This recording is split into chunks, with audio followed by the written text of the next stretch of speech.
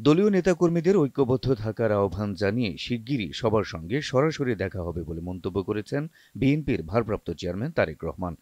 রোববার ১০ আগস্ট রাজশাহী মহানগর বিএনপির দ্বিবার্ষিক সম্মেলনে লন্ডন থেকে ভার্চুয়ালি প্রধান অতিথির বক্তৃতাকালে তিনি একথা বলেন। তারেক রহমান বলেন, দেশের অধিকাংশ মানুষ বিএনপির উপর আস্থা রাখতে চায়। আমাদের ঐক্যবদ্ধ থেকে মানুষের আস্থার মূল্যায়ন করে দেশকে পুনর্গঠন করতে হবে। আগামী বছর রমজানের আগে নির্বাচনে মানুষের রাজনৈতিক অধিকার প্রতিষ্ঠার প্রথম ধাপ বাস্তবায়িত হবে। এরপরও অনেক চ্যালেঞ্জ আছে। জুলাই গণঅভ্যুত্থানে স্বৈরাচার সরকারের পতন প্রসঙ্গে তারেক রহমান বলেন, বাংলাদেশের মানুষের সর্বাত্মক চেষ্টা ও সহযোগিতায় আমরা এদেশ থেকে স্বৈরাচারকে বিতাড়িত করতে সফল হয়েছি। স্বৈরাচার এদেশের অর্থনীতি, স্বাস্থ্য, আইন শৃঙ্খলা রক্ষা বাহিনীকে ধ্বংস করে দিয়েছে। তা আবার পুনর্গঠন করবে বিএনপি। সে লক্ষ্যের দিকেই এগিয়ে যাচ্ছি আমরা। তিনি বলেন, ক্ষমতায় এসে দেশ বিদেশে দক্ষ কর্মসংস্থানের ব্যবস্থা গড়ে তুলতে হবে। শিক্ষার আলো শিক্ষার্থীদের মাঝে পৌঁছে দিতে হবে। তাদের ভবিষ্যতের জন্য গড়ে তুলতে হবে। দলীয় নেতাকর্মীদের উদ্দেশ্যে তিনি বলেন, দলকে জনগণের কাছে নিয়ে যেতে হবে। তাদের মনে আস্থা সৃষ্টি করতে হবে।